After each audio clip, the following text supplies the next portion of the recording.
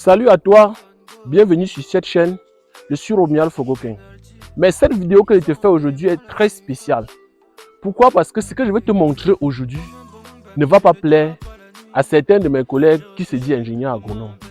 Il est inadmissible que nous sommes à près de 50 ans aujourd'hui que le greffage est arrivé au Cameroun et que certains ingénieurs continuent à garder, soi-disant que l'ingénieur va vivre comment, l'ingénieur va manger quoi, on ne doit pas partager les secrets professionnels. Mais sur cette chaîne, je partage tout. Je te montre le greffage de A à Z de tout de suite et maintenant. C'est parti pour la vidéo. Comme un bon ami, je ne dors pas la nuit. Je réfléchis comment investir. Je fais mes tontines un peu partout. Après on va m'accuser de sorcellerie. Comme un bon ami, je ne dors pas la nuit. Je réfléchis comment investir. Je fais mes tontines un peu partout. Après on va m'accuser de sorcellerie. Je ne donne pas mon âme. Bienvenue sur la chaîne, je suis Romuald Fogokin. Sur cette chaîne, je parle d'agriculture, je te parle d'élevage et je te parle de l'entrepreneuriat agro-pastoral en général. Aujourd'hui, je vais te montrer comment tu peux faire pour avoir un plan d'avocature greffé comme ça. Comment toi-même tu peux faire le greffage dans ton champ sans pour autant avoir besoin d'un ingénieur ou d'un technicien d'agriculture. Le but pour moi n'est pas de partager, le but pour moi n'est pas de nuire à certains ingénieurs agronomes. Le but pour moi, c'est de démystifier la chose, de vous montrer que le greffage, c'est quelque chose de facile, c'est quelque chose de faisable, c'est quelque chose qu'on ne doit plus vous mystifier. Ce n'est pas quelque chose qu'on a besoin de l'engrais chimique ou des produits chimiques. Parce que je vois aussi certains qui disent que non, les tubes greffés là, je ne dois pas consommer, c'est trop chimique, je n'aime pas les choses chimiques, je veux les choses bio. Maintenant, je vais te dire le matériel dont j'ai besoin. J'ai besoin de ce petit sécateur. J'ai besoin d'un plastique blanc qu'on emballe le riz avec. J'ai besoin d'un autre plastique blanc qui est un peu plus dur pour faire ce travail-là. Ce que je dois faire, c'est quoi? Je viens sur un plan d'avocatier déjà greffé comme celui-ci. Ça, c'est un avocatier greffé de variété bot 7. Sur cet avocatier greffé de variété bot 7, je dois d'abord prélever le greffon. Comment tu dois prélever le greffon? Pour prélever le greffon, je regarde les branches d'avocatier, je regarde ce qui est plus sur la zone où il y a assez de soleil et je choisis la branche qui est déjà en maturité que je vais prélever avec vous. Je prélève une branche comme celle-ci. Ce que je veux faire, c'est que je veux enlever les feuilles sur la branche. L'objectif, c'est quoi? Peut-être j'ai prélevé cette branche à l'ouest Cameroun et je veux amener au centre Cameroun ou au sud Cameroun. Il faut que je conserve la sève qui est dans la tige. Donc, quand je prélève la branche, j'enlève les feuilles immédiatement. Je ne donne pas mon argent aux filles. Je ne farote. Quand je finis d'enlever les feuilles, j'ai une baguette comme ceci.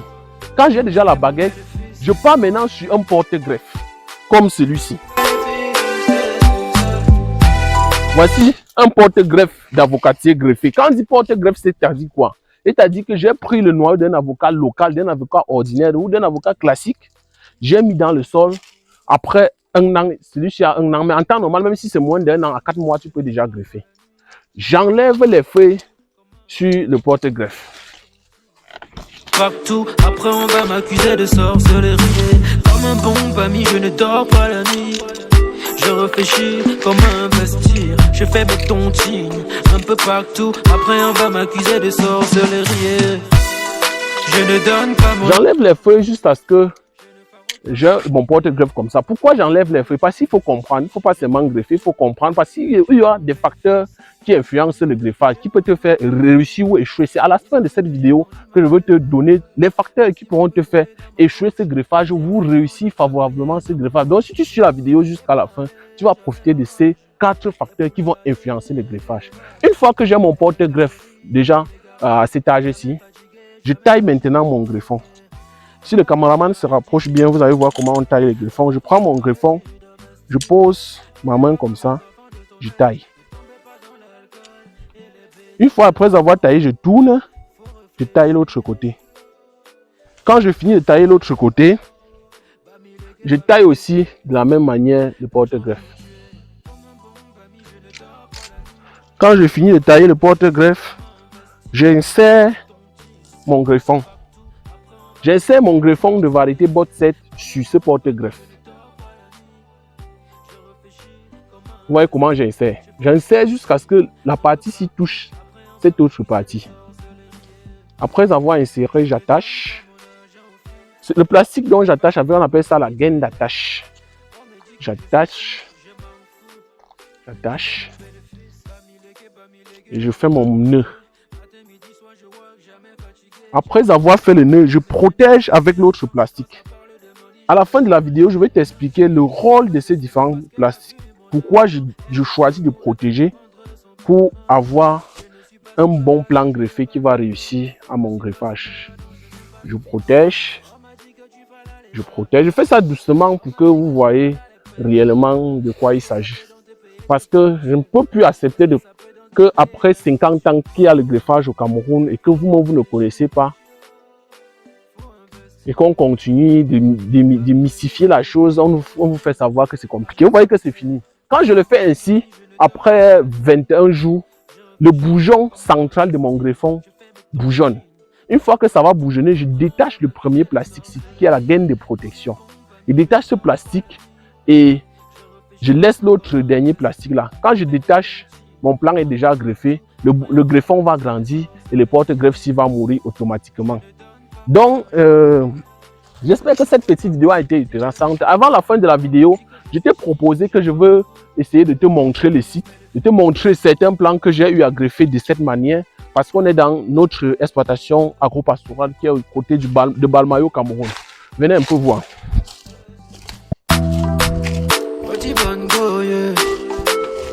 Ici, c'est un jeune plan que j'ai greffé l'autre jour. Si vous regardez, vous voyez que ici on a le greffon qui a déjà bien pris.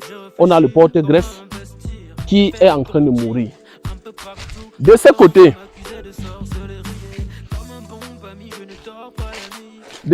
si vous voyez un plan qui a presque 1 an et demi, déjà greffé, que j'ai utilisé la même méthode et qui est en train de grandir à une vitesse de croisière. Après avoir greffé, qu'est-ce que je fais? Je ne fertilise rien qu'avec les fientes de porc. Vous savez que je suis éleveur de porc.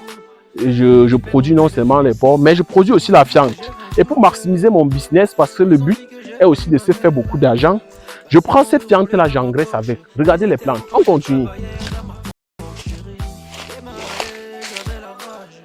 De ce côté-ci, vous voyez encore un autre plan qui a 1 an et demi, 2 ans et demi après le greffage. Ça va produire cette année. Si tu t'abonnes à la chaîne, à tout moment, on va te montrer le plan en floraison. Parce que sur cette chaîne, on a décidé de tout vulgariser. De ce côté-ci, c'est pareil. De ce côté-ci, vous constatez aussi avec moi qu'on a réussi, on est à 2 ans et demi. Donc, si vous regardez, si le cameraman essaye un peu de vous montrer le champ, vous allez constater qu'on est ici sur 3 hectares, qu'on a greffé de la même manière, qui va entrer en production cette année-ci.